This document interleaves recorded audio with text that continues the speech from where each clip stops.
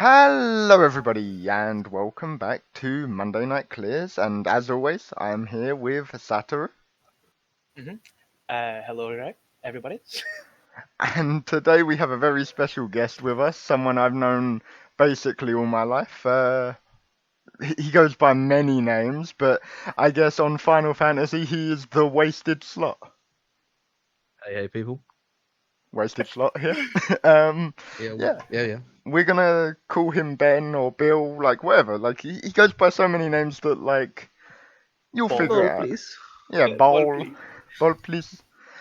And today, I guess we should start off by saying, me and Bill, we met a long time ago in school, and we kind of just started playing games together, and eventually got into like WoW and stuff like that. Yep, that's right.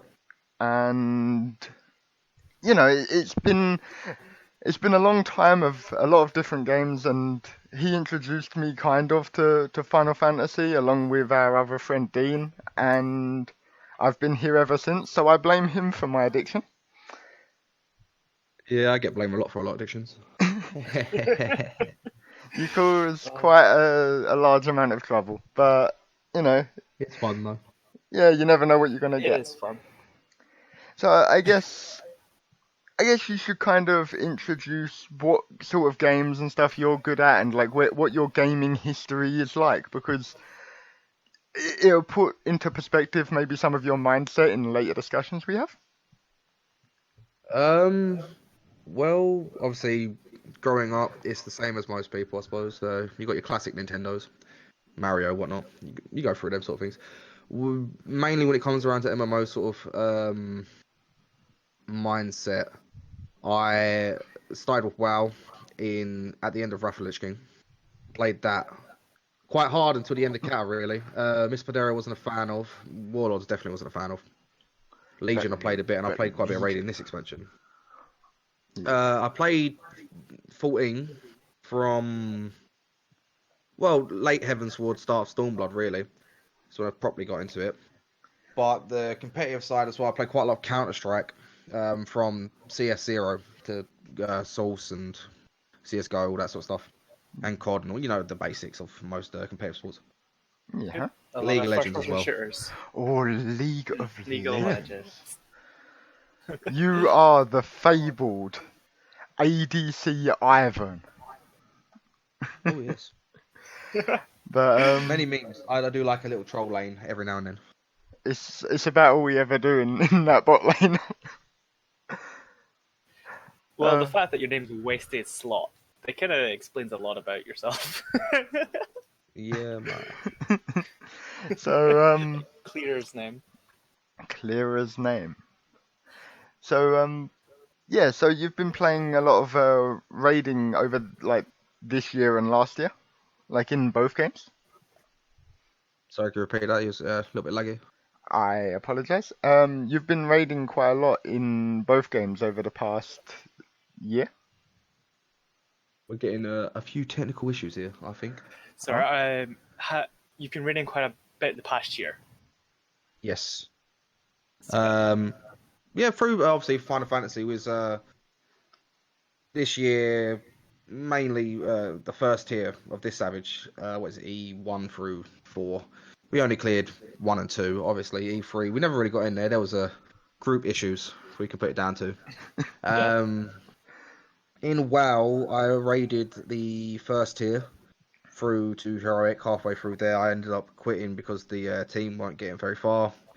And then I came back this current patch for the software we've cleared full of normal and heroic as well. So I've done a little bit of raiding this year. Just a little bit. Just a bit. Yep. So when you're picking a class to raid with, what is your sort of mindset on that? Because you've usually been melee as far as I'm aware. Well, melee is just what I seem to meld well with, to be fair. It's not so much if melee is better, if melee is worse. I just find melee more fun to play. I can play it easier. Being close to the boss gives me more of a perspective of the boss arena. It's just how I like to play the game. Nice.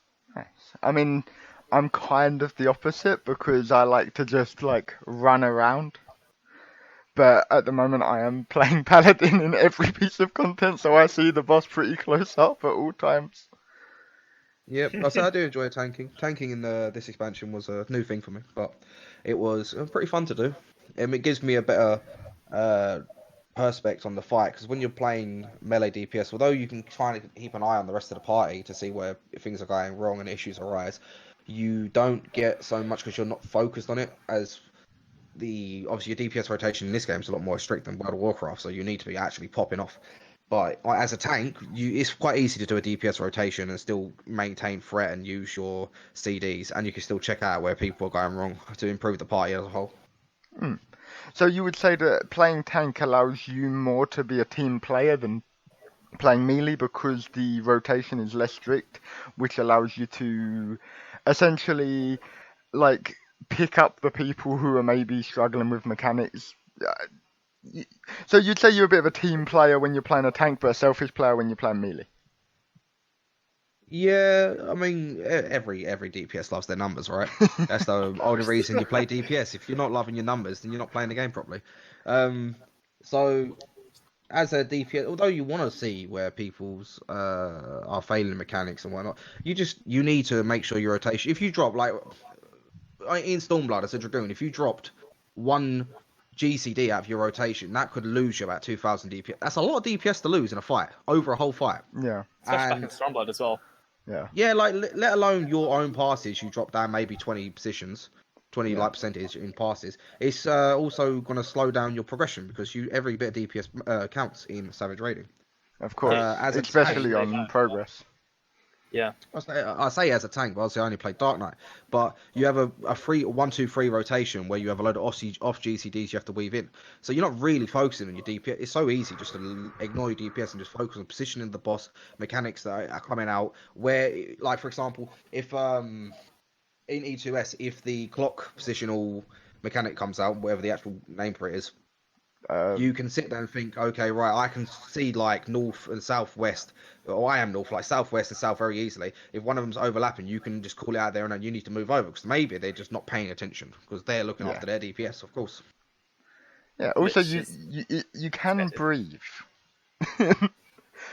You went into that sentence like a train. Like there was no stopping you. Yeah, maybe not very host show efficient, but it's just how I speak. Yeah, of course. Yeah, it's okay. It's alright. We all know that no one can understand what I say most of the time anyway. So it's okay. Yeah. You are also known as the luckiest boy in the game, right? Pretty much. What? The luckiest boy. Oh yeah, the lucky one, yes. So Yes. do you think The person with the title The Lucky, but it is the luckiest person in this game somehow. It's not just this game; it's just in general, really. But Every game I get it. It's just real life I get it. It's just lucky person in general. You know, mount drops, he gets it. Minion drops, he gets it. Music drops, he gets it. It's yeah. It drops, I get it. Yeah, you know. Yeah.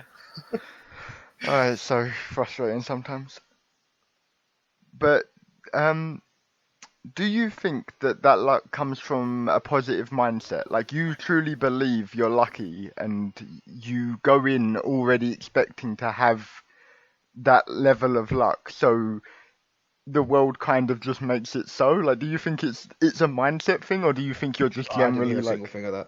I'll be honest with Mm. Yeah, you are having quite a few issues there. you. I You're am lagging a little bit as well, Luke. To be fair. Oh, okay. Give me 1 second. I'll try to fix Discord.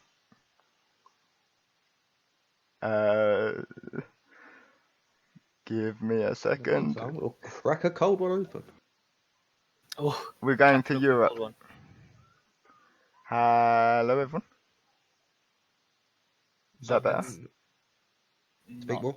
Hello, everyone. This is the technical issues No, of. it's still a bit. So bad. So I'm going to pull out my internet. Go to Russia. No, I've already been to Russia. Where do you think we came from, Luke? I will pull out my internet and put it back in. I thought this was a professional show. Oh, I wish. Yeah, man. you would think that. You know, I would say continue talking among yourselves, but I'm the one recording, so take like a minute break. Quick, talk shit about me. Okay, so it's just me for a second. I am just plugging back in the internet, and we will see if it works. And So, I am back. He's back now. You're back. Still recording, so like. Oh, that's still still recording. recording. Okay. That was it was so rough for the first 10 minutes. I'm like, I heard about 2 words out of a sentence. I'm like, I'm gonna have to try and guess this answer right now. Hopefully it works. I'm logging back in. I can ask the question you were going to ask. I know what you were going to say. Okay, go for it then. So pretty much what you were going to get asked was, when you go into a fight or content or whatever, do you have the mindset that when you go in, you're already lucky, so whatever drops, you're going to get it? Or like, is that like a mindset thing, or is it just you go in and hope that you're going to get it kind of thing? Well, it's just coincidence, isn't it? It's not so much. I don't have any control over what the game drops or what happens in the game. I'm not. Yeah, a developer. no, of course not. But it seems like every single time we go in content with you, you're like, of course I'm gonna get it. It's going to be mine, and then it is yours. Like over the Well, past yeah. like 2 weeks, I don't think a single thing has dropped that you haven't been the first one to obtain. Well, it's just the. I mean, you can look at it that way. If you've got the mindset that you're going to do something, it's going to happen. Like, there is. People have that way of thinking, but it's not necessarily what I do. It's just if it drops, then that's one part of luck, and I'm just like, well, I'm going to go for it. And just naturally, I get things, so I don't know. Maybe Yoshi P likes me. Maybe, Yeah, maybe. or maybe, Maybe he likes the hairstyle. the Yes, pompadour. yes. When I'm back in the Right. game, I'll do a zoom in. He appreciates the hairstyle. I think that's what it is. Yeah. Okay. So what you're saying is I need to switch to the pompadour. Oh yeah. I've ever since I've created this character, the hair has been the same. I've gone through many races, but the hair has always been the same. This is the boy. But, yeah. So essentially, like, ever since I've known you, you've been like, it almost started off as a meme where you were just like, well, I'm super lucky. It came out of like nowhere, and then just ever since it's gained more power. Like I don't understand. I'm just absorbing other people's luck. It's like a demon's trait, don't I? I always there was a thing that I do consider when it comes to stuff like that, and it's that you don't play as often. Like, you always Yeah. take long breaks from MMOs. Maybe when you come back, you have a luck modifier. That's what Jack has said to me before in the past, who I play WoW with. Because it's the same thing in WoW. I come back and I get everyone's loot, and it's all mine still. So he sort of thinks like, oh, it's you come back and you got like a luck modifier. But I think more so what it could be is if you play a dungeon 10 times and I play it 2 times, for example. Yeah. If I get it, you perceive it as luck because you've put in the 10 times, whereas it'll be the same percentage. It's just where you've done it more, you perceive yourself as unlucky. I mean, I don't really perceive myself as unlucky, but it's just like, for example, we went into Byakko, you got the mount immediately. We went into Neo XDeath, you got the mount immediately. We went into Shinryu, and literally your first ever kill, you got the mount. Hold on, let me slash roll to see what we said. Let's have a look. Oh, I can't slash roll in this game. Slash roll in this dice. game. Slash dice. No? Okay. Yeah, you got Yep, it. you got 345. I don't know what that's out of, so like, No. is that okay. lucky or not? No. Oh, it's trash. My luck is trash. Unless I want the stuff, obviously, then it might be good. Oh, wait. It didn't work. Oh, so I still outrolled loot though. Well, you will always outroll me. That's the thing. You will always outroll me. Yeah, well, look, Harry rolls a perfect score. Near enough. Yeah, near enough. It's very rare that I'll outroll people on things. Excuse me. I mean, I did it this week on hands and Excuse Savage, me. but Oh, I it's don't very rare that I normally- outroll people, he says with his savage gloves on. I'm gonna tell the story of Hands, the... boy. of the very large Nixie that is all legs that just wanted one item in Savage, and that is the gloves, the Eden Choir gloves of fending. And two pairs dropped this week, and oh yes, I'm gonna get my gloves. I rolled a 4 and a 24. Both healers got it. It was great. It's the only piece of Savage gear I need until the weapon. Maybe you just got to think more. Just try and think more aggressively. Yeah. That's mine. Yeah. It might come to you. Yeah. I mean, it's guaranteed to come to me next time. Because no one else needs the gloves. Yeah, it just won't drop next time, though, will it? No, I know. I know. Gonna be three pairs of boots, yeah. You know, but like that's just kind of what it's like sometimes. I have very good luck most of the time, and I have a very good mindset towards like, oh, I'm probably gonna get this, and oftentimes I do. But like this right, you roll a 98 on a minion, and then someone comes in and rolls a 99. that was Bill as well. Yeah, I don't know who that is. Oh yeah. Yeah, I don't know. This raid tier has been like it's been really bad luck in terms of me getting items and stuff that I want, but it's been really good luck in terms of like us finding a group and stuff. Yeah, agreed. So it's super weird because like it feels like everything lined up to work out in our favor in terms of like a group and stuff, but in terms of me getting items, like absolutely not. But at least I'm not playing Astrologian. Big true. Who would want to play that class? Yeah. Combust 5 is coming out next expansion and it'll do the most damage. I know, I'm looking forward to it. It's going to do damage on contact. I'm looking forward to it. Oh, spicy. It's going to be a bloodly for Astrologians. But it's a dot, it's a Madare style dot for Astrologians. Oh my gosh, yes. 100 potency over 60 seconds. I love how I'm saying like, yes. I mean, I'm not playing Astro ever again after this tier. It's not happening. You should, or how about yesterday where you said, oh, Summoner doesn't get Psychic anymore, as I'm getting Psychic by a Summoner. Yeah, like... Oh, God. I haven't played that class. I don't know what it can do. I used to play that class. But in terms of, we were just talking about how Astrologian doing fat damage next patch because we all want it, because it'd be funny. Mm-hmm. But in terms of balance patches, Final Fantasy has the weirdest way of doing them, right? Yeah, it does. Like, of course they don't want to nerf any classes in the in like the raid tier patches, because if you've just managed to clear a fight and then they remove like 10% damage from you, what are you gonna do next You're week? then not clearing that fight. Exactly. Yeah. You're looking at the fight like, but I was clearing that, you know? Get better. You've got gear at this point. The 10% should be made up. Yeah, but you know what I mean. They're not just gonna remove 10% of your damage between like during a raid tier. But the issue is, they then buff classes a hell of a lot, like they did to Ninja last patch, right? Good old Ninja. Yeah.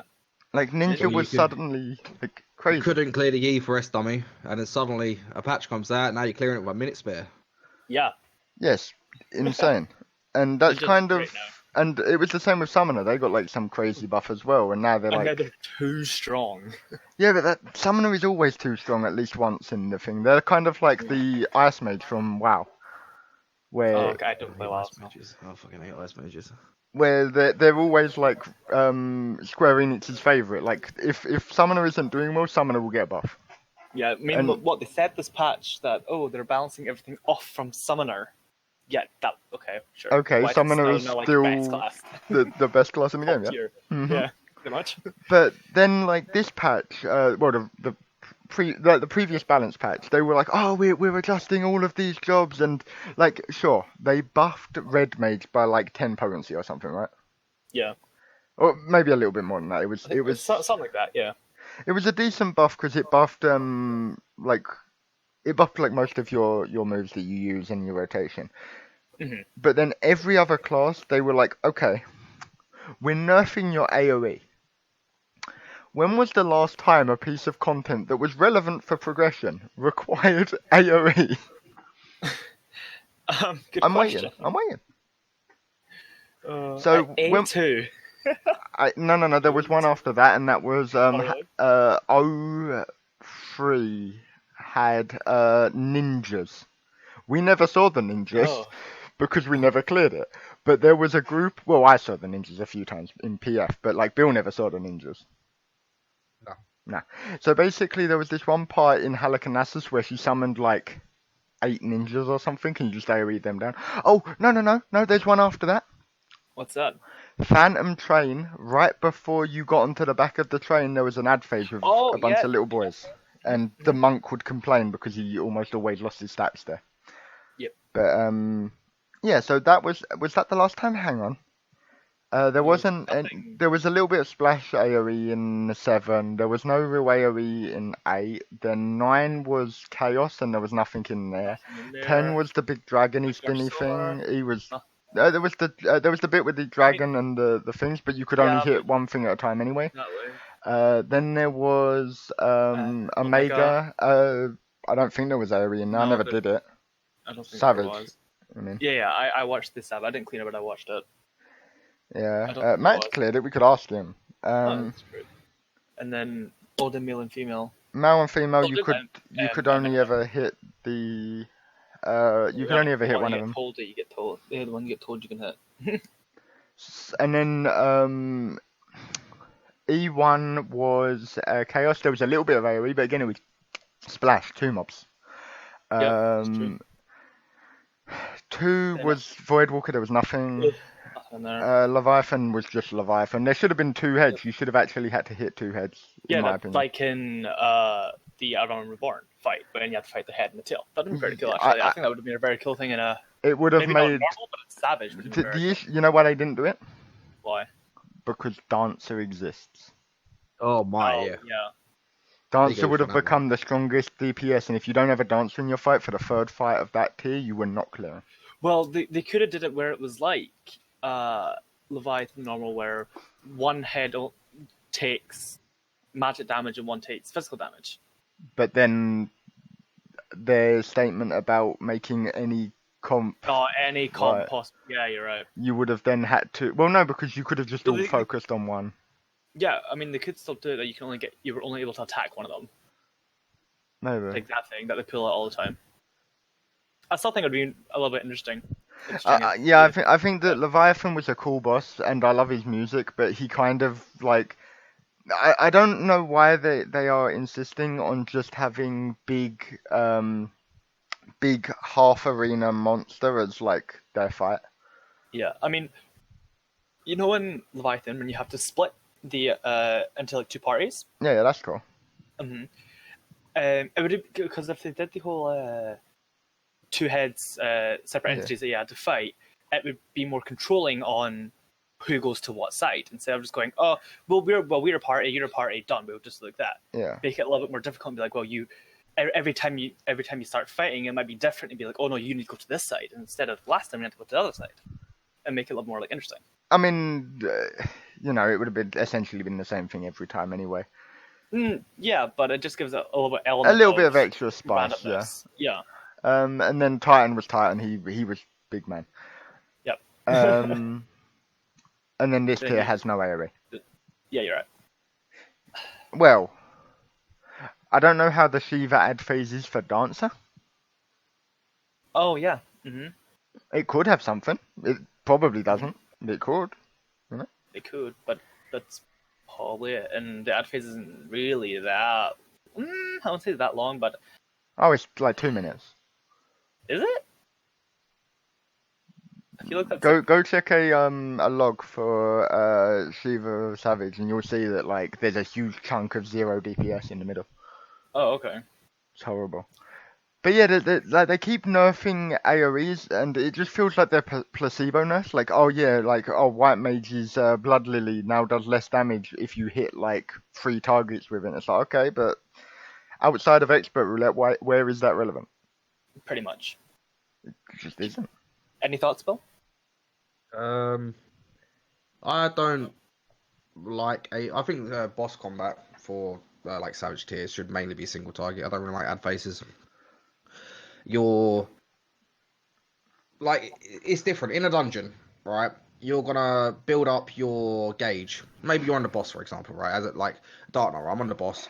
I'm getting near the end of the boss. I think, is there a point in me getting extra damage out here, or do I just save up to 100 gauge, get into the next ad pad, pop out massive AoE, bang, you're doing massive damage. Oh, that's cool. Mobs are dead, fast clear. Whereas in your raids, you're so focused in on that specific rotation to get your optimized DPS. Because that's what it's mainly about. If you're a hardcore raider, you want that optimization Of on course. fleek. So to put in an AoE pack to go like, oh yeah, well, fuck it, you're gonna fuck your AoE, fuck your optimization up right now just to do a bit of AoE damage. Nah.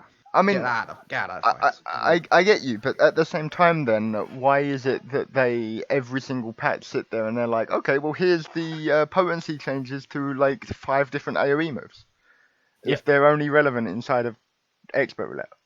Because the relevant is Square Enix. This game isn't a potentially hardcore game. The Mhm. Savage is fucking. It is hard. Don't get me wrong. It's a hard thing to do, but it's for the very minuscule part of the community. The main focus of this game is compared to other MMO, like I'd say this is probably the third biggest MMO in the world, just behind RuneScape and WoW by most statistics. Right? Yeah. WoW is your hardcore MMO. That's where all the tryhards and sweats. You can see it in the fact that No one talks to each other. the developers allow you to have a DPS meter in the game. Yeah. Like that is part of the raiding scene. If you don't have got DPS meter and you're not doing good DPS numbers, then you're gone. Bye. Yeah, bye bye. That's part of the game. That's like ingrained into the system. Whereas in this game, if you don't do good DPS numbers, then your party's going to suffer because you can't do nothing about that because you will get banned. Especially with DPS checks being so tight recently. That's what I can't understand, right? They force DPS numbers to be so crucial in Savage content, yet they will not allow you to get people to improve their DPS because it's a banned word, right? Yeah. You can't hurt people's feelings, but we're going to punish you for not hurting their feelings. Like, you're giving us mixed messages here, Square. Come on. I mean, yeah, it's really weird because if you are playing, like, let's say you were playing entirely with a group of PlayStation players, so none of you could have ACT. You get to the enrage of a boss and you're on like 8%. You've popped all of the potions, you've had food on, you've all done what you say is the best you could do. No one says like, oh yeah, I completely messed everything up. And then you do it again and you get to that 8% again and you're like, what can we do differently? And there's no way of really being able to figure out like, okay, so actually the person in our party is pressing no buttons. Like, that it's really concerning to me that if you are playing the game as intended, it's actually possible to get hard stuck forever. Yeah. That's where, see, back when I played on PlayStation, obviously I didn't have any access to anything like that. You still don't, right, Luke? Of course, I still don't have access to any of that. No, What is we. passing? Yeah, Wait, I don't know what passing is. what's DPS? I've never heard that word before. Yeah, but back on Family Square, PlayStation- fight me. back on PlayStation, I always wanted to, in game, have some sort of DPS meter because you can both testify.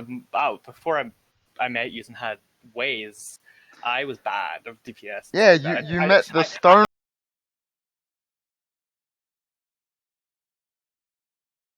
Harry has disconnected, so while he's on his way back, we'll carry on with him. So I was saying, to what Harry was saying, those who want to play, for example, Ninja and Summoner, can struggle a bit because they are quite technical classes of where you want to hold things to when you want to actually use them. Because if you just go in and play the class, for example, Ninja, when I first started playing it, I was like, oh, my opener's pretty good, I'm doing pretty solid DPS, it's alright. But when I stripped down my opener after like quite a few hours of looking at it, it was then looking up like how some of the best ninjas in the world are doing their opener, it was, oh, actually, there's a reason for this getting done this way. But the game doesn't actually have any way of telling you this. So it's... And then going back to the fact of tight DPS checks, don't have them if you're not going to let your player base know, oh, this is you playing your class, but here's the way to optimize it. Yeah. Well, say, I'm back. Are you recording? I am still recording. Yes. Okay, cool. I'll cut the audio out and send you the audio at some point. Yeah. You haven't missed much, honestly. Of course not. What I would say is the way Square looks at things is from a very casual standpoint. If you look back in Stormblood patch 4.3, I believe, the Dragoon rotation was the only buff they got, which I wouldn't even call it a buff, right? Is if you are not playing your class properly, you do more damage. Because obviously you've done the standard rotation of like Fang and Claw and whatever the other one's called. Wheeling Thrust. Wheeling Thrust, right? Yep. But what they did is they didn't buff the potency on those spells, but they buffed the potency of not hitting your positionals on them spells. So if you were just not hitting positionals because you're bad at the game, then you would be doing more damage, which means they're not actually caring about the more serious side of the game. They're just like, well, casuals ain't doing what they're meant to be doing, so we're just give them a little cheeky buff. Yeah, but at the same time, I like the fact of like Shadowbringers Dragoon, how they were like those who can pull off positionals will get rewarded by getting to do raid and thrust, which will do more damage. I like little things like that where it's little subtle things where if you're playing your class correctly, you will be doing more damage. Yeah. Yeah, that is fair to say, but I don't think that's how they balance their game. No, it's not. It's not. But it's little things like that I kind of like, where it's, I did my positionals correct. I get to start my next combo with rated thrust instead of whatever it's called. And it's always pretty wonderful when it lights up. Yeah. Like it makes you feel like, oh, I did it correct. Yeah. Like, I did my rotation good. Are you proud of me, Square? And Square's like, yeah, Raiden Frost. Yeah, pretty much. The extra True North is helpful as well. Going from 1 to 2 True Norths Sure. is a nice thing because you don't have to be as greedy as you used to be. I remember being real greedy for some DPS. Especially with Ninja. Yeah, and then yeah, especially Ninja. When like you didn't hit your trick from the back, that's it. Your whole party is getting fucked. Yeah, pretty much. Bye, Damage. It was nice knowing you. I know, and then you've got Monk now with Riddle of Earth, and positionals don't actually mean anything. Or you could just only raid in 7. That's also true. Or 3. Yeah, there was just so many fights that are like, yeah, you don't have positionals here, just hit the boss. Yeah, pretty much. I think they need to figure something out, right? They either need to change their mindset to being, okay, we're going to allow you to have DPS meters in the game. Right, you can keep what you have now. Don't go in and bully people. Don't go into an expert roulette and say, your DPS is trash, get out of my expert roulette, yeah? There's no need for that. You can literally be AFK and still complete an expert roulette. It's not hard. And AFK content, right? But in Savage Raid, Extreme Trials, I'll even push it to Extreme Trials, but that's kind of casual. It is Extreme Trials are still on the higher end of things. Extreme Trials, for sure, they have an in raid. Exactly. So on them sort of things, you should be allowed to have a DPS meter, be able to sort out issues in your party. If you have an issue in your party with a person not playing their class properly, they should be removed because they're not like, oh, haha, you're not paying my sub. Yeah, exactly. They're not paying my sub either. Why should I be sitting in wasting 2 hours, like, it's like 20p whatever, but wasting 2 hours of my sub just doing nothing and wasting my time because you can't play your game properly? I would say that, like, the problem with that mindset is that people wouldn't, like, if you're using the meter to help them improve, that's one thing, but just removing people straight outright because they're not pulling the numbers that you expect from them, I think is a little bit too far in terms of that. I know what you're saying, but, like, there is a balancing act there. Yeah, I'm not trying to say you're pulling 6,500 instead of 7,000, get out of party. I mean, like, if the minimum requirement is 7,000 DPS and the average people are pulling 10,000, for example, then if you're pulling 6,500, I don't really care. You're slightly under minimum, that's fine. But if you're pulling 4, there's an issue, right? If you're pulling Heavensward numbers, like, there is a big issue there. Yeah. Yeah. Like, you're not clearing. That is an issue part. Yeah. Yeah. But I think that there's a like, I think that this game is balanced around the casual player, and the savage and stuff is kind of almost extra. But you say it's balanced around the casual player, and yeah, you just said Savage and that's extra. If it's balanced around the casual player, then why is Savage DPS check so tight? Because it's extra.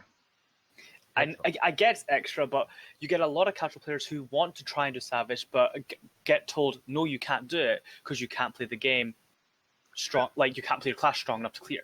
Then, like, I think that instead of having, I mean, I do believe that the DPS checks are slightly too tight right now, and the mechanical side agreed. of things should be, the mechanics should be harder, but the DPS should be lower. Because Yeah, I agree. I want harder mechanics, less of a DPS check. yeah, I'll be honest, right? I don't think having content which some people can't clear in the game as a bad thing, right? but that's I've ultimate. seen it in right, yeah, but like in WoW, right? The Mhm. game has declined over the years because of it getting too casual friendly. The fact of this is the content that you want to do. You see people walking around Dalaran in this super gear that you really want, yeah? Because Yeah. they're like, oh, they're the clearers. I want to be there. They And have the glowing helmet that has like spikes spinning around it. I want the glowing helmet. Yeah, with like the spikes. they are the good players. That's what I look up to being. Instead, now everyone could do it because they're just casualifying everything. Oh yeah, you pay for it, you get it, which Yeah. ruins everything really. Because it's not just To a that certain whole, extent, I look but- up to someone. It's just ruining all the content, simmering down. Because like Titan Forging, for example, where you could do a dungeon and get like for example, you do expert roulette, and then you'd get gear that's equal to Savage content gear. Yeah, which I think is one of the huge problems with WoW, or was. I don't know if it still exists. They've replaced one bad system for another. Okay. Okay. I mean, that is WoW in a nutshell, though, right? A little Yeah. bit. They got rid of the whole item level thing, which I really liked, and I really liked the corruption change at the start of this patch. But the more you get into it, it's just an RNG onto how good you are, because it's like there is a thing known as infinite stars, the corruption, right? Okay. Now, if your average like I don't know what the average DPS for FF done, but let's say it's 16k, right? Let's say your average Dragoon does 16k, yeah. That's not. That's like a decent Dragoon. But Well, sure. what's an average? Give me an average. Like An 14k. average, Right, an you're doing average is 14, 15k. Right, you're doing 15k in your Dragoon, right? You're an Yeah. average player, you're doing well. Now, next Dragoon over here, who is slightly worse than you, comes into a bit gear with +3 infinite stars on it. Now, they're doing normally 13k. They get this new piece of skin, now they're doing 17k. Oh, Yeah, there's an issue there, right? Little bit. yes. Like, they haven't changed nothing, they're just doing extra damage for no reason. Okay. Oh, So essentially, if you get infinite stars, you win. Yeah. Okay. But back to the previous point, I think that what Final Fantasy needs is a similar system to WoW, where it has you know how WoW has the like training halls or whatever they're called. Like the silver things. I know they're not as relevant anymore, but like I like the system they had in Mr. Pandera from. They don't use it anymore. You weren't allowed to go into a heroic dungeon, which would be equal to an expert roulette, I suppose. You weren't allowed to go into an expert roulette unless you had cleared silver in the training hall, which was very easy to do. It's like a basic DPS check requirement or a basic heal check. Can you heal your party? Yes, you're allowed into content. Can you keep aggro? Yes, you're allowed into content. That's all it was. yeah, but it But would that essentially was- take out the people who are unable to press their buttons in an order or aren't willing to press their buttons in a way that makes sense. You know, like I see how that could work, because if they do want to have like tighter GPS and stuff like that, to have like, for example, like Stone Sky Sea, where it's called, and I think that's exactly what it's called, and be like, oh, you need to go clear the DPS check on that dummy first, and then you can go do the fight. But then the DPS check on the dummy would need to be slightly lower, I Well, believe. yeah, of course. But of course. but I would want it to have some form of like I want more learning systems in the game for actually learning the rotation. Like let's say for example you're a new player and you're playing monk, right? Mhm. You play your monk and you are like you get into the habit of just pressing 1 2 3 and then like 4 5 6 1 2 3 oh, that Yeah, I know what you equivalent rotation 1 2 3 4 Yeah. 5 6 1 2 3 4 5 6 and that's how you're playing your monk. You're innately playing it badly. Yeah, because what it should be 1 2 3 4 5 3 1 2. Yeah. or something like that. Yeah, like you should do like an extra snap punch to every like whatever the dot's called, demolish. Yeah, and you need to do an extra thing compared to every one of your buffs as well, right? Or an extra two things to Or your buff. something like that. Yeah, It's really weird, but obviously as a new player, you wouldn't sit there and go, I get it. My entire rotation is actually not a rotation. Well, it is a rotation, but it's like it's not just a linear rotation. I need to actually think about when my buffs and stuff are coming out. Like if the game literally just told you like you can get an extra one of these in before it runs out, essentially. yeah, I think that would actually help people improve that aren't currently there. Like, sure, it's not going to help the worst of the worst, like the people who aren't even like thinking about it. But the people who are trying to learn, if they go there and it tells them, like on Machinist, for example, you are missing one of your attacks in Wildfire, you should try doing it this way. You know, I know that Machinist right now is the easiest class in the game, but in terms of it's really hard to optimize because it doesn't have any extra stuff. But like, yeah, pretty much. if you were playing it slightly wrong, the game could be like, hang on a minute, look, when you're using your wildfire, if you do it like this, it will actually work better for you.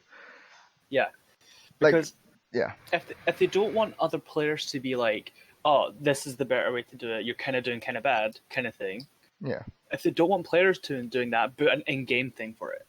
yeah, Well, they could do a fighting game styled tutorial area. Like if you Yeah. played Dragon Ball Fighters, for example, there is a character learning section in the game where it will say, right, this is a combo. It's like triangle, down triangle, square, square, circle, blah, blah, blah, right? It gives Yeah. you the combo list, yeah? Now, they have a system in the game for new players, the Hall of Noobs, whatever you want to call it. yeah, but that only Or teaches novices, you that's the one, right? yeah, the whole of Like, them. you call it the whole. Right, but what you could do is you could add on a level 80 version thing onto that, right? Yeah. Which would, I don't know, once you complete it, you'd get, I don't know, Title. some gil, a title. It gives you some the title transmog. that you. I would say that what I would look behind it, I would make it mandatory before you finish the final quest. It would give you the armor set that you get for being The next AF level, gear. the AF gear. It would give you the title that the quest usually gives you, and it would give you access to being able to do content on that class. I mean, like what they like kind of tried to do, like with the like Roll class quests. quests, the role quest this time, where it was like, oh, this is how like you to like interrupt something or like you to use provoke or something like that. Like that's how it was. That Like was good. yeah, Yeah. like I but, agree like, with that. But at the same time, there was like the healer ones, like, oh, this is how you use sleep. You will now never use it again. Yeah, Like- also the physical DPS one, because I did it as Dragoon first, right? It goes, here's how you interrupt. And I'm like, well, my Dragoon doesn't have an interrupt. Yeah, Why because you it teach me how was to interrupt? it My was a class doesn't bard. have it. Yeah. Yeah, I did it on Bard. Well, no, everyone did it on bard. Like the class they gave you was Bard to play as. Oh right? no, but I was playing Bard through that. Yeah, but obviously, if you were Yeah. if you were on melee, they gave you an interrupt and taught you how to use one, but Yeah. the game never actually gave your class an interrupt. No, you get a stun instead.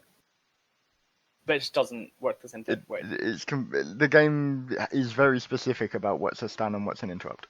Yeah. And it's a problem I see with the game is that it's very hard to actually learn a class, even if you are playing it to max level, because of the fact that, like, are you going to sit there and be able to optimize your damage around, like, a dungeon boss? Not really. Like, sure, after you know how to play the class, yeah. sure, but, I mean, this is what I was saying to you the other day, but, like, Astrologian, for example, is the opener, you can't really practice unless you have a full party with you to practice with for your cards, because if you draw cards, if you're just yourself, you just build them onto yourself, it's fine, but you need a full party to be like, oh, this goes to this person during your opener to do it quicker, to like, and that's what I'm annoyed about, because I want to practice that, but I can't. The issue is, well, I mean, you could go into a trust dungeon a little bit. I know that it's not 8 people, but Yeah, The thing is, they don't same thing, want pretty much. Astrologian to have an opener. You're a That's healer. true. They don't. There's never been a time when they wanted healers to be like super optimized, which is Yeah. crazy. But every healer does have an opener. I've played every healer like Oh, of in course. content at some point. Like they all have an opener. Mm. Like of course they do. Yeah, but Square Enix don't see their openers as being the same as, like, especially not Astrologian. They really don't care about Astrologian personal DPS. Yeah, pretty much.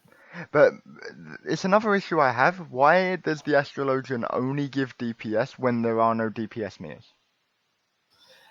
Agreed. Because if you don't know who is the highest DPS in your party, who are you going to give the spear to? Like, who's the highest of the two melee? Exactly. Are you just going to kind of throw it out on the monk and pray that he's doing more damage than the dragoon? Yeah, like I don't know. Exactly, because like for example, you could think, let's say you've got a black mage and a summoner in your party. Okay.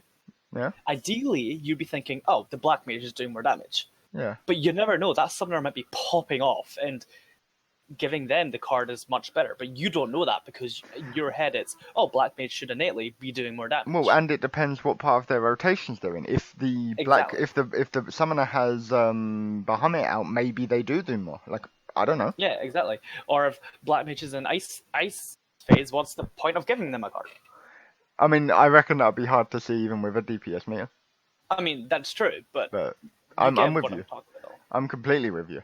And I think that Astrologian was better when it was that utility class, but the problem is people played it as a DPS giving class, and like, I remember back in Heaven's Ward, speed killing, you needed to wait like 30 minutes for the Astrologian to have the perfect setup. Like, they needed to pray on Sunday, like, every week to get that one pull of a night that allowed you to actually get the run of a lifetime, and then, like, someone would mess up and die, and that'd be it. Yeah. But, like, to me, that's, like... I'm not testing. I don't think it's a thing now, but you on Astro used to be able to prep your cards before you went into content, which was like pretty good. But I'm pretty sure you can't do that anymore. I'm not sure. I'm not sure, but like, because of the way I mean, you would have that first pull, but then what about when you wipe? Yeah, fair. Like, it was very much really like toxic at the higher ends of like speed killing, but the problem became that they've now been like, well, people only wanted the balance anyway, why don't we just give them the balance? And it's the same with Dark Knight. They used to have that attack speed buff on their blood weapon, and they don't have that anymore. Like, it's kind of like they've decided that most buffs that are not pure damage, they're kind of just moving it away from the game. And I don't know why, because it was always interesting to me getting one of those speed cards or getting a spear, you know? Yeah. Like, being able to crit, okay. Yeah. Oh, here's more crit rate. Enjoy. Monk. Can you imagine Monk having Grease Lightning 4 and be like, here, have the arrow. Monk cries, wait, there's a person here. There's a samurai here who is queuing for something. Oh, here we go. Okay. They look cool. I got the same legs and hands. Yeah, so I think it's kind of a weird situation where the game is like in a place where they want everything to be DPS focused, but they don't want to ever tell you what your actual impact in terms of DPS is. Yeah. Yeah, they just need to put a DPS meter into the game at the end of the day. Because I find this game one of the most toxic MMOs I've ever played. Personally. Like, generally, I find it a lot more toxic than WoW. Like, people think, wow, that's a toxic game. Like, well, League of Legends is a toxic game, obviously. But WoW is a toxic game. It's not. Nowhere near as toxic as this game. Because in WoW, you know what you're getting, right? You're not playing your game properly. You're playing like trash. You'll be told you're playing like trash. Don't expect nothing otherwise. But in this game, it's like... To give a comparison, right? It's like, you know when you go to a supermarket, yeah? And there's a little kid running around. And there's a little kid running around. Yeah. And he's been a little cunt. Yeah? you know them. You know them kids. Everyone knows them kids, right? Yeah. And then suddenly he comes up to you and like spits on you or something, right? You think, oh, you little yeah. And then you go to say something, and the mum comes over and goes like, "Why are you talking to my kid like that for? My kid ain't done nothing wrong." That mum is Square Enix, yeah. And the kid is the casual player base, right? Yeah, because that sounds like a personal experience. He's so angry. don't get me started. Right. So because the kid is never going to grow up, or the casual player is never going to grow up to know that you're doing something wrong, you need to be taught the other side of things. They'll always be entitled to doing it. So if they're playing the game badly and ruin everyone else's experience, and you say something to them, that's it. Bang, report to Mother or Square Enix, and then bang, that's it. You're bad. What are you gonna do? You're in a black room now. You're getting fucking told off. So good. It's so true though. Yeah. It is genuinely so true. And to be honest, like, I think it's the what Bill is essentially trying to say is WoW is more forward with the toxicity, whereas in Final Fantasy there's a lot of backhandedness and like passive aggressiveness instead of just, oh, you're playing bad, learn your class. Yeah. Instead it's, oh, why are we wiping, guys? How did you die that many times, Bard? You know, it's like in all languages. It's why I love Discord for, right? Because you can't ban someone through Discord in Final Fantasy. If I see my black mage not moving out of his ley lines because he's not fucking moving, yeah, he wants to do his DPS, I can say to him on Discord, fucking move next time or you're out of the party. Simple as that, right? Square can't ban me, there's nothing in game. I mean, they can now if they get voice recordings of it. Don't use this as evidence. Arthur, I see you, Arthur. See, I see what happened. Yeah, like, you know what I'm saying? But like, it's a very toxic player base. Yeah. They do not like people confronting them on their mistakes. It's very coddly, baby coddly, and it's the most toxic thing I've ever seen.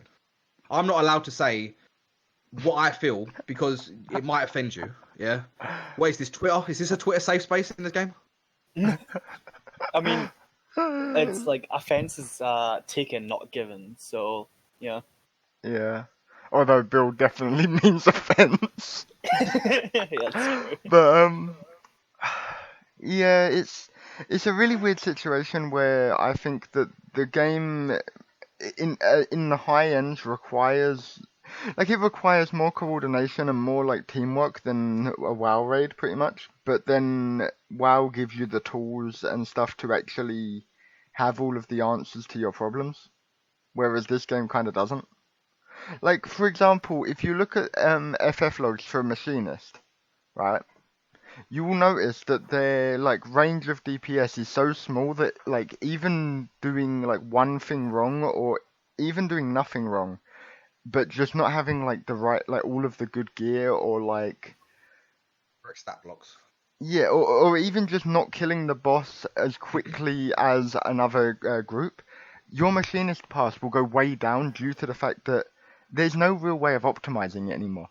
So because of that, like, you use the outside of game sources to find out if you're doing okay, and the game, and even that's telling you you're not doing okay, but in reality you're doing fine. But like, everything is so sketchy in this game right now. Like there's not really any tools to help you learn a class besides watching a YouTube video. Like, there's no way in game of going, okay, I need to learn how to play Bard, for example. I know Bard's like, oh no, even Bard's somewhat complex because of when are you popping, Satu, when do you pop Raging Strikes? If it's still called Raging Strikes. Yep. What, like third GCD when I pop Raging Strikes? Okay, but why? Because it feels like it should be popped then. Okay. Because it's damage buff, so you want it back as quick as possible, so you pop it as quick as possible. I would personally pop it only during the one where you get the extra big arrow, yeah. Yeah, when you get pitch perfect, I think that's Wonders Minuet. Yeah. But like, there's never a point in the game that tells you that Wanderer's Minuet is the best time to pop Raging Strikes because it's where you're going to get the most damage, because the game doesn't particularly care if you're playing the class wrong. Exactly. And even though, like, Bill, you've been playing WoW for a long time, right? Somewhat, yeah. Yeah. The rotations do exist, but they're not as strict as they are in Final Fantasy. You've said this earlier in this very podcast, right? Yeah, they're very fluid. Yeah. Well, you can see a massive difference between the games anyway. Uh, in Mr. Pandaria is where they had the most spells for the classes. It's where you could say it was the closest to this because there was a lot of spell bloat. There's even more spells than on the classes back then than there are on the classes now in Final Fantasy. But Yeah. then they pruned.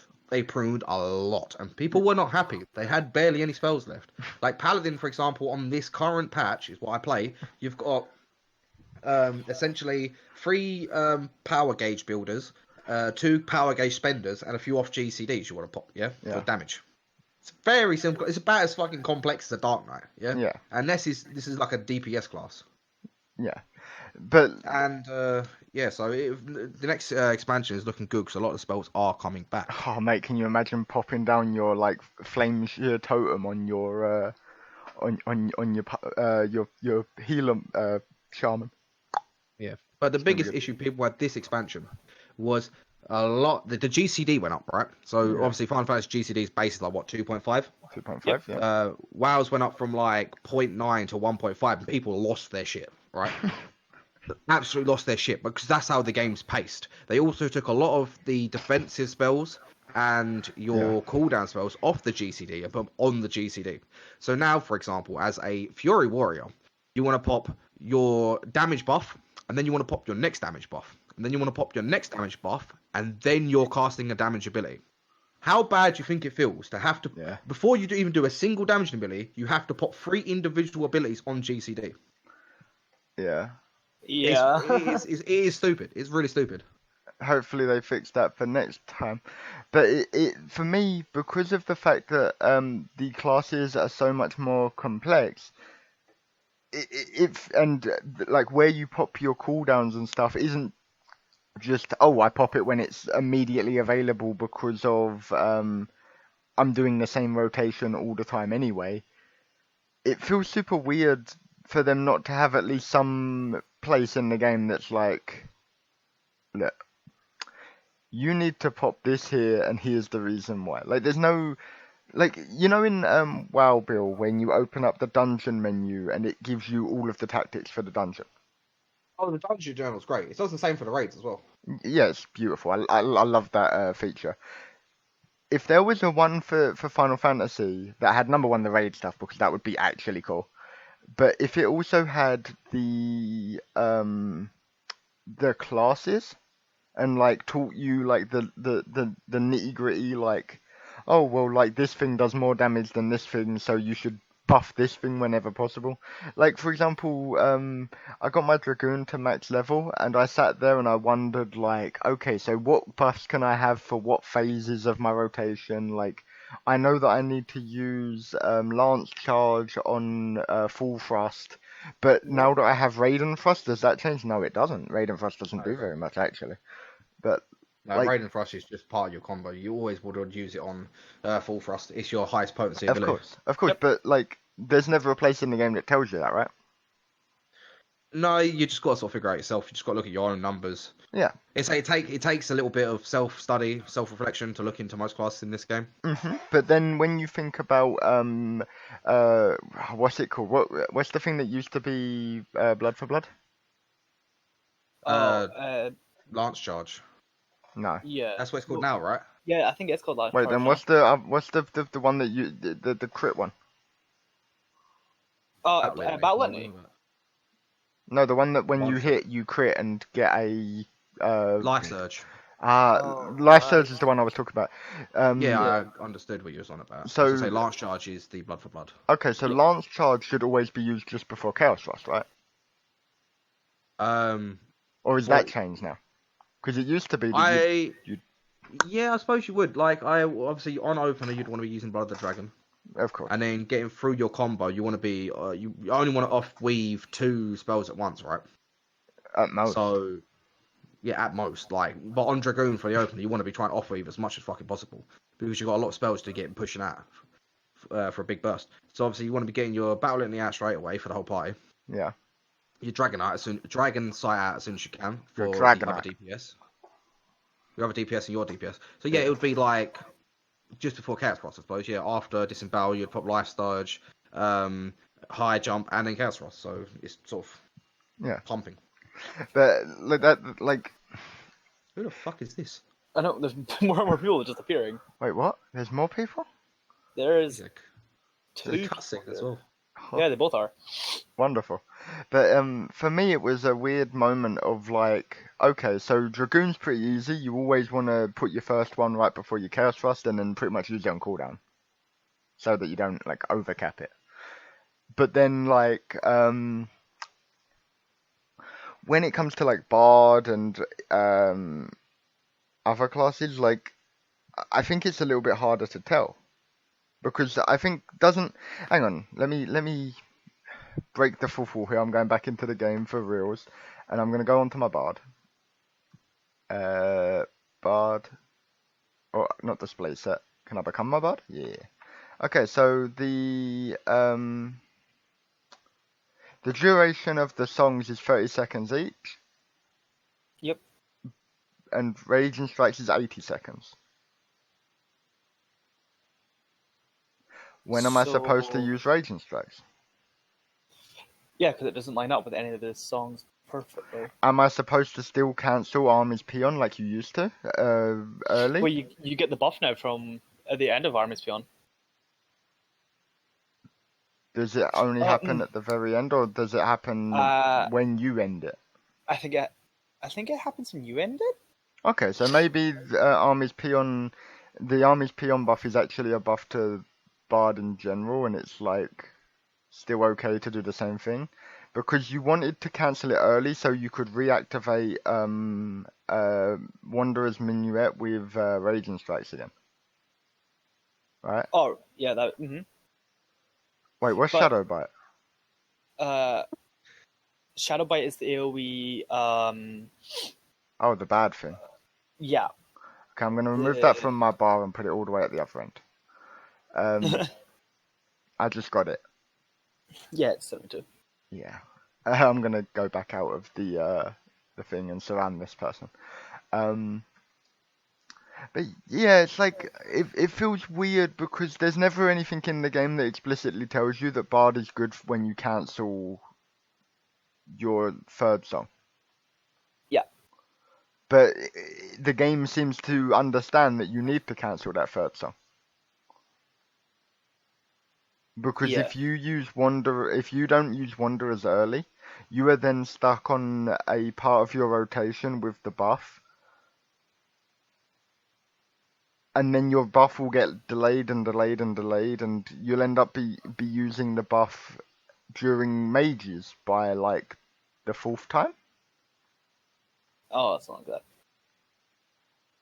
So I Bard is weird, but like it's those small things that like they're never told to you in game, and you kind of have to either figure them out or ask someone or like Google it essentially. Yeah. And Or I the think fact the game doesn't actually tell you what the song order should be. I mean, because technically, if you're in square, well, no, technically it's different depending on AoE or single target. Mage's Ballad is better for AoE because of it is. Reign of Death. But, for example, Mage's Ballad is the first one you unlock. So you're not told that actually, for single target, you shouldn't use that one first, because you're like, oh, it's the first one you unlock, it's the first one you should use. Yeah. Because when I first started playing Bard, that was my initial thought. I was like, oh, you unlock this one first, you use this one first. But that's not right. I will say that Bard, when you're actually got all of your songs and stuff, is really engaging to play in a boss fight. Yeah, it is. But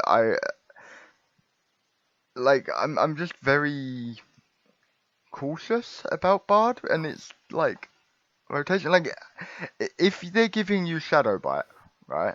Yeah. Wait a minute. I ain't got a clue what he's on about. I ain't played Bard. Wait a minute.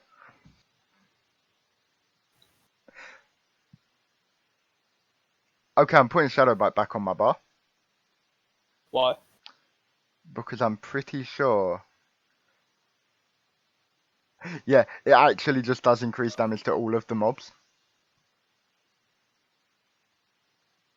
Okay. If the target you attack has both of your dots on, the AoE is 120 potency. Oh, okay. I think. Well, no, it's not written very well. Go read it, and you'll see what I mean. Oh, right. There's the bard. Okay. Shadow Bite. Additional fight at the target.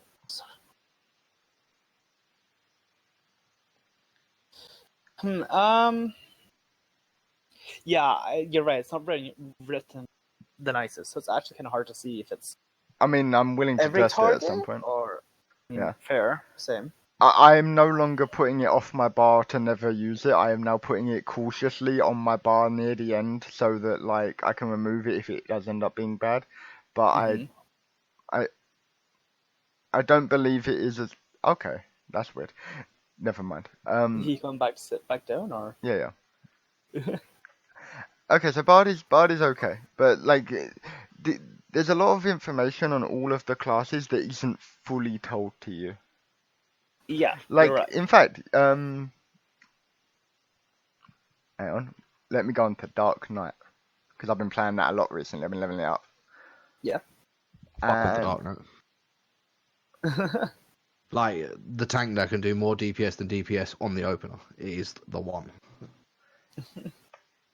so there's one thing that is slightly confusing to me.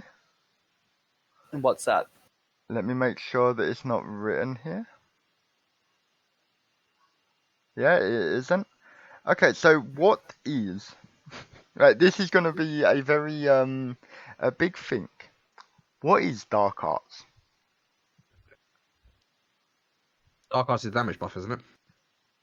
Is it? No, Dark Arts is the when you get hit when your shield is when your Blackest Night breaks, you get a free use of Flood of Shadow or Edge of Shadow or Flood of Shadow. Yeah, that's Dark Arts.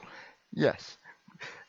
Right, so I will read it. Creates a barrier around the target, absorbing damage totaling 25% of the target's maximum HP. Duration 7 seconds.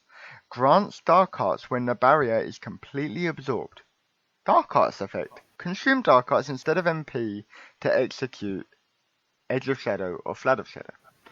Why doesn't it just say if the thing is consumed, you get one free charge of these things? Well, Because I suppose it's because on your actual Flood of Shadow damage increase, you know the gauge you have, right? When you actually absorb Dark it, the little symbol on there turns yellow to say you got Dark Arts. But it just That's literally the only reason I could think of, right? it just feels a little bit weird to me that like because when I got the little symbol appear and I was able to use Flood of Shadow and Edge of Shadow, I was Yeah. like, okay, the little symbol has appeared and those things have lit up, so clearly they have something to do with each other, and I got it from using Blackest Night. But why is it its own UI element, and why is it like its own special name? I mean, I think they probably did it because obviously Dark Knight before Shadowbringers had the ability Dark Arts. Okay, and it increased the it potency was of like increased the all potency your of abilities. all of your moves by like 30 or something. And even when Dark Knight first came out, they had Dark Arts. So I think they've called it Dark Arts to be like, oh, Dark Knight still has their Dark Arts ability, but it's actually fused into Blackest Night instead. But the argument I was thinking was maybe there was at some point where Dark Arts was in a quest or something, and that's why it needed to be in there. But it's only on a level 70 skill now. So it just feels really weird to have that extra wording and that extra like, oh well, it does this weird thing, and that thing doesn't apply to anything else, and it doesn't give you extra damage on your Edge of Shadow or a Flood of Shadow. It just allows you to use it one time. Maybe it's just Square being Square again. It is, but Yeah, it's just probably. like if you're going to include all of this extra like fluff and whatnot, like I kind of get it, but like, does it last infinitely? I think it does actually. So you're telling me that essentially, if you're playing Dark Knight optimally, Bill, I mean, I wouldn't know, right? Because I barely use a Blackest Night because it's a DPS loss in most situations, right? But then if you do Blackest Night, where you would do it normally, like on a tank buster, right? You half a second before a tank buster, right? Blackest Night, bang, you get the dark arch, you bang it straight away. As soon as you get it, you smash out that DPS. No, I'm aware, but Bill, does that mean that in a dungeon, it is optimal for the pull before the boss for you to use your Blackest Night, have it pop, and then hold it so you can burst down the boss with an extra edge of shadow? Maybe, but then you have to wait for the your mana to go back up because it's still going to cost you the 3,000 mana. Not for your first one, it's not. For the Blackest Night. The Blackest Night's going to cost you 3,000 mana, Yeah. so you then the pull, you have to sit around until your mana goes to max, and then Yeah, you but mana goes That's up. where it's kind of weird because in both situations you still have to use 3,000 MP. So it's like, you want to use the 3,000 MP of course for like your Edge of Shadow, but like, and because it's what Black and Night's what, like 25%, right? It's really Absolutely, good. your max XP, Yeah. It's like really So, strong. like, exactly, it's so strong that the fact that you might go, oh, I'm going to use Blackest Night, it's going to break, and then I'll get my free Edge of Shadow. But because it's so strong, it might not break. I reckon. Yeah, that's the problem. I've had this problem when I was raiding with you, actually, Luke, right? In E2. I tank buster come out. I had popped Shadow Wall and the Blackest Night. You would have put one of your Scholar spells on me. I don't know whether it was like a shield or something, right? Yeah. My Blackest Night didn't pop because of it. I've just lost 500 potency because my shield didn't break. Exactly. I think I didn't take the damage, but my shield didn't fucking break. I lost 500 potency. So I don't know how the ordering of spells works in terms of Adloquim and Blackest Night. It should always be Blackest Night should be damaged first, but like I don't know if maybe like I don't know how that works, but I'm sure they just stack, right? So like, if the whole shield isn't broken at once, then the Blackest Night won't pop. That's how I assume it is, right? I believe that they're two different entities completely. Oh, we could test that at some point. I mean, we will test that at some point. But you want to know the strongest combination in the game then? What? Thrill of Battle, Blackest Night. That's a 50k shield. You're right, but then you need it. Like if you're using Blackest Night, you need it to pop. If it doesn't pop, it's a waste. I mean, Agreed, Bill. I mean, it is, 100%. yeah. But does it mean that if, for example, if you pop a Thrill of Battle Vengeance on the Tank Buster in E7, and then the Dark Knight throws on that fat shield on you, and you get a crit Adlo, can you take both with no invulnerability? Is it at the change? I could be completely stupid here. Unless they changed it, I'm just thinking wrong. Isn't Blackest Night the health of the Dark Knight? No. Goes to the person? No, it's okay, not. Was that how it used to be? So, Satoru, Oh, the target's maximum HP, yeah. go on your warrior. Okay. Go on your warrior. But still, yeah, like you say, right. So the strongest ability Dark Knight has potency-wise is Blood Spiller with 600 potency, right?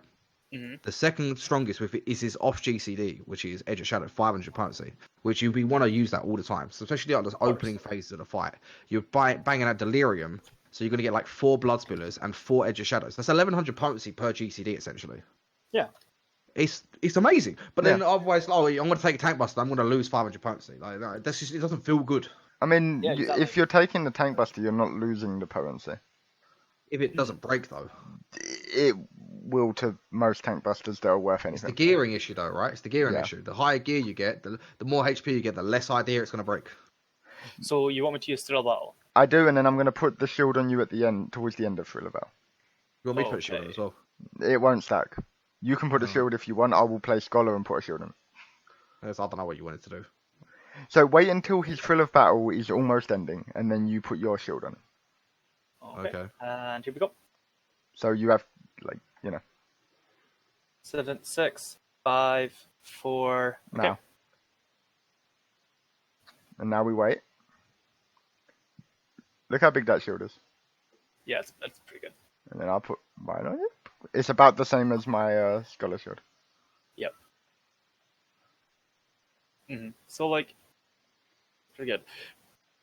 You got about the same HP as me. Oh yeah, I actually have more. Yeah. Yeah, I'm geared like trash. What's your item level? 480. Oh, me too. Anyway. Put down. I go on tank and look at my HP. Yeah, you pretty much have about 15 minutes left. Okay, so I mean, most Quick of fire, let's go. what's that? Quick fire round, let's go. Okay, so in terms of the quickfire round, what do you think that that Final Fantasy could learn from WoW and vice versa? Right. Final Fantasy needs to learn from WoW. Add a DPS meter into the game. Yeah. Right. Don't be afraid to let your players have a little bit of confrontation between them. It ain't a safe space. Confrontation is good in a game because it's got a competitive nature side to it. What WoW needs to learn from Final Fantasy is class complexity isn't a bad thing. Having to put time and effort into being good at a game is not a bad thing. RNG is not always king. Okay, I will take what you're saying and I will agree with most of it. I will say that Final Fantasy needs to also learn from WoW that there should be more than just like a single way of gaining gear. Because at the moment there is a very strict linear progression of gear, right? True. I would say that it needs to the thing that WoW needs to learn from Final Fantasy is we don't need 1,000 pieces of content that take up like our week. We don't need dailies. We don't need emissaries. We don't need to have to do island expeditions. We don't need to have to do a full cap of PvP currency. We don't need to do a full cap of mythic plus dungeons. We don't need 5 different raid difficulties. Like we don't need that much like weekly stuff. I believe a lot of that is getting sorted in the next expansion. I from what I've seen agree, so and far. I think that WoW is fixing almost every problem I have with it, and that new like Palace of the Dead thing is looking kind of banging. Torghast is looking real spicy. Like it's everything I wanted from Heaven on High. Like they're a way taking to all of the earn risks. real good end game gear through single player / up to like 5 people content. Obviously before compared to this, but like party content / single player content, which is ever changing like a roguelike game, and it's got end game progression in it, so you can farm the end game progression. It's not going to be the E or B or end all of end game, but you can get a legendary out of it and you craft your own legendaries. It's a very cool system, and I'm really looking forward to it. Is it going to be one legendary per like class again, like it was back in the old days? I don't. Probably not. More like Legion, if anything, you'll get legendaries. Maybe there'll be a cap on how many you can wear. Yeah. I don't know, because like Legion, it worked very well, right? There was a lot of class legendaries, but some the where it didn't work well is it was very RNG based. Yeah. Now, if I got this legendary and the next paladin got this legendary, now I'm the king and he's shite because he got the wrong one. His RNG weren't good enough. He ain't me. Yeah, he ain't got good He luck. got the good luck, but not the good luck. Yeah, exactly, right? So he's trash at the game. But Okay. now you're not like, oh, this is the good one. Hopefully it drops. It's, I farmed the materials to make the good legendary. I'm going to make the good legendary. And then maybe I'll make an extra one. Maybe you can only wear one at a time. I don't know. Like the system isn't fully implemented yet into the alpha. We've got to the end of the year till the game comes out. We'll have to see how it goes. One thing I will take from WoW's like systems that I think Final Fantasy really needs a lot more of, and that is class customization. Like, when back in the old days you used to be able to look at all of the different enchants for your weapon and you'd be like, maybe I'll get the versatility one. I don't know why you would, but you could have, That's like getting debt. Who wants debt? Yeah, I know, but like essentially I think that materia at the moment, like every class sort of knows what they want, and that you can only put a certain amount of like each stat in your gear, therefore you don't ever, there's never any customization, right? I think in WoW there is soft caps. Yeah. So you reach like, if you can just gear gems and enchants straight into crit, right? Yeah. And then just go and get that crit gear. Because obviously, like you say, in this game there is gear that drops from one source of content, and that is the gear you want, regardless of other gears. But in WoW, there's like 5 pieces with all different stat plates on it, right? Yeah. So I want to go full crit. I get like plus 6,000 crit. I gem 6,000 crits. Now the cap for crit was 4,500. I've gone over that cap by a lot, right? But I'm still getting only so instead of getting like plus 10 DPS per crit, I'm now only getting plus 2 DPS. But I'm still getting the DPS. It's just not optimized. Well, But you can do it. But I want that, but I also want there to be more creative things. Like maybe instead of melding the materia that you currently meld into your weapon, maybe there's special materia. So instead of having like plus 10 crit, you have plus 10 crit damage. Or if you, instead of having the plus 10 crit damage, you have like life absorb, life leech on your sword, or dodge chance, or something like that. Plus 2 weapon damage. They couldn't, because then it would be broken and no one would ever do anything else. But like something really situational, like, oh, I want to be a paladin, but I want to have consistent healing on my attacks, because you don't have any healing on your attacks as paladin, just for your information. You have clemency. Yeah, and you use that and you get bullied.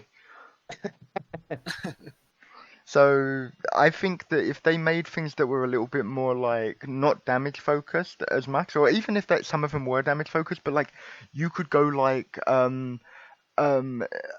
warrior that had vengeance and vengeance in their weapon. So you would permanently be doing a tiny bit amount of damage back to the enemy when it hits you. You know? Yeah.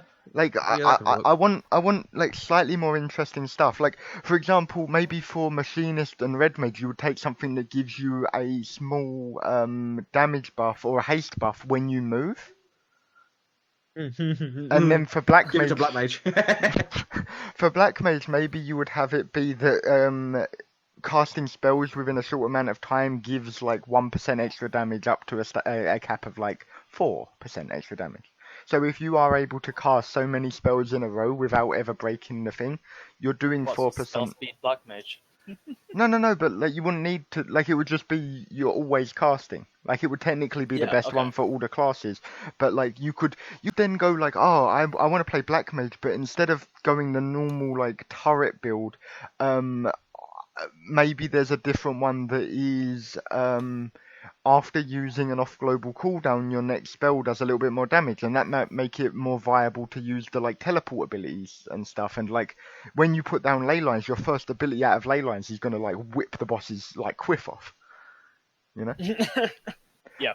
Like the boss needs a new haircut, you know. And I think that making materia that actually impacts the way your class is played, and like having more agency of what like I really want to play this class, but I don't like the fact that, like for example, machinist with the thing that means that you don't move or something. Make it like old machinist again. Well, gas barrel. Yeah. Heavensburg machines with gas barrel where you were a caster. Yeah, but make it like an astrologian length cast, so you still can move. But it's like if you choose to not move for a duration after a GCD, your next GCD has a like 10% higher crit chance or something. Yeah. Just something like small, but it's like, oh well, now I have to rethink the way I do this fight, and it's going to increase my DPS, or it's going to make it more fun to do this. Or you could play samurai, and every time you land like if you take damage while your defenses skill up is, for example, you might gain like Third eye. Yeah, third eye. You might gain like a small like haste buff or something, and just something like that rewards you for doing stuff your way. Fair. You know, like that's. I think So, the like- materia right now is super style. Like I hate it so much. Fair. But saying that though, did you enjoy back when you had to like meld accuracy Yes. onto your really? Everything in Heavensward was so much more complex. Aggro was like a game. You had to play with your party. Like if people were going too crazy with their DPS, you needed to switch back into tank stance and hit a couple of GCDs. As a healer, you needed to be aware of your Cleric aggro and cleric stance, and like Cleric whether stance in Heavensburg. if you were on healer, maybe you didn't meld accuracy. Yeah. Like I maybe didn't you. like accuracy and WoW. I mean, accuracy isn't a bad thing. It is, but the problem is without the complexity that they've removed over the past like 3 expansions, the game is becoming more and more like tanking, for example. Bill, do you ever feel stressed out when you're tanking that someone's going to steal aggro off you? Other than me. As Max on his first GCD. well, yeah, Max takes the first auto attack of every boss, but you 5 never. minutes left. Yeah, Main don't- thing I'm don't stressed stress. out when I tank is the fact that the first time I pull a boss, Luke doesn't heal me. But you get my point. Like, there's no like worry, and you know that Neo X Dev, when he came out, his entire mechanic was based around aggro resets, right? Right. Yeah. So the boss would cast a move, and then immediately the white mage would need to heal, and then like the tank buster would come out. So it was like, have you got a paladin to cover the white mage? Have you got a ninja to? There's a Lalafell here now. Yeah. Okay. A geared alpha. Let's see what cures. Are they? Oh, they're clearing. This is a clearer right here. Right, Yeah. let's check their logs. Let's go. No, logs don't exist. Don't lie. Yeah, the logs. That's not a thing. Oh, what are you there- talking about? There's someone else. Oh, Listen, there's listen, another one. ban me all you like, right? Yeah, but in Warcraft, I deal with the logging in there as well, and it's so much easier. You go into the option, right? You enable logs, and then you type into your chat / enable combat log, and that's it. It's logging, then it's done. Yep. It's But- that easy, right? And then you end the log and you upload it. It's done. Of course. But that's kind of where I'm sitting at in terms of Final Fantasy, though. I think they need to have it that either the classes need to be taught to people, or they need to make them more customizable so that there are multiple ways to play them. Free flow rotation. Essentially. Like, you know how in WoW you get the talents and you can talent into, like, Ice Shard being really good or whatever on Mage? Yeah. Yeah, like that kind of thing. Like, oh, I want my Ver Fire or my Ver Thunder to be my main damage output skill, so I will only, like, if I have the choice between the two, I'll always pick Ver Fire. Like, you know, Ver Thunder. Like, I don't know. It's always got to beat the optional DPS though. Oh. Like that's the main thing about WoW. Like I like this talent, but it's like I checked your talents. You don't have the optional one. You are not in my party.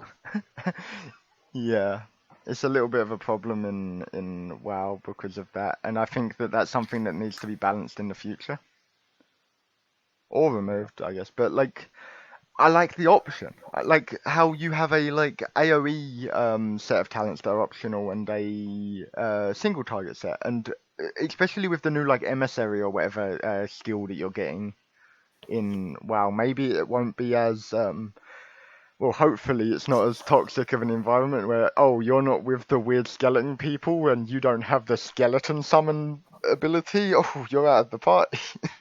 I think there may be an issue on that front. Really? We'll see. We'll see when we get there. I think tying player power to a optional thing isn't a good thing. So for example, you like, oh, I like wings. I'm gonna go with the wings covenant bastion, yeah. And I'm like, I'm an emo. I like skeletons, right? I want to go skeleton covenant. Now suddenly you're better than me because your covenant's got better ability. Now that's a bit iffy, right? Yeah, now yeah. if they said you like your wings, you go there. You like your emos, you go there, right? But you can choose between both abilities, yeah? So if that one's stronger, just go for that one. It's fine. If you want to go that one, you can, of course, your choice. But Yeah. if your raid team's saying you ain't coming in unless you got that, you know what I mean? Just switch over. Yeah. Like a talent tree sort of thing. It wouldn't be Yeah. hard. Yeah, it's a little bit of a weird situation. That's the one thing about WoW that I don't really understand is they keep being like, here's all the options, but like we know that there's only one good one. You know? Even if there's two good ones and one does 5 DPS more, they ain't taking you unless you got that one that's got 5 DPS more. Yeah, it's a little bit of a problem, I think. But There's no way you can ever fix that in an MMO because that's just MMO players. yeah, it's I don't know. It's kind of it's a weird situation, but I guess Yeah, it is. you know, that's about all we have time for. I know you could rant about WoW for another like 2 hours and like I could rant about everything all day. yeah, and I know I could as well. But yeah, we will have you on again at some point, I'm sure. Of course. Unlikely. More than likely. was The great having you on OG here. returning desk, you know, always going to be returning. Your name should have not been wasted slot. It should have been returning player. And you should have Next always batch kept. comes out, I'll be on the podcast again. Yeah. Returning again. You're gonna be a reoccurring guest. And to be honest, Yes. when WoW comes out, I would love to have a conversation with you about like how we thought it was gonna go compared to how it actually went. Yeah, well, you have to give me a month at least because I'm always like, this is the best expansion ever within the first 2 weeks or so, and then it's just like, this is the worst expansion ever. Well, we'll have a long discussion. Maybe we'll have 2 podcasts then. The first reaction and then the rise and then the Yeah. eventual fall. Or possibly the eventual rise. Well,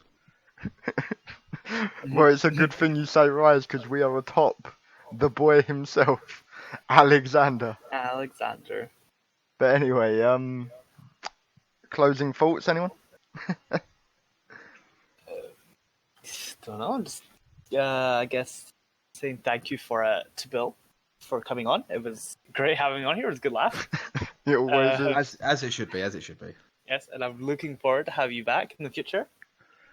Bill, where can we find your content if anyone's interested in seeing more of your crazy stuff? YouTube.com/Bencheesewheel. Don't upload them very often. It's mainly meme stuff nowadays, not really much content. But there's AMVs on there if you want to watch them. 4 minute views. I will link you in the description, and I hope that everyone enjoys the episode. This is the most scuffed episode with all of the technical issues. Yeah, issues for the first half hour. Like I couldn't hear none of the hosts, and I'm recording now, and it's. I'm also recording now, so we're gonna have some weird stuff going on. I'll probably use your audio. Yeah, I'll just I'll swear after. Yeah, we got this. Good night, everyone, and thank you for listening to Monday Night Clears. Ta-ta, clearers. Have a good clear.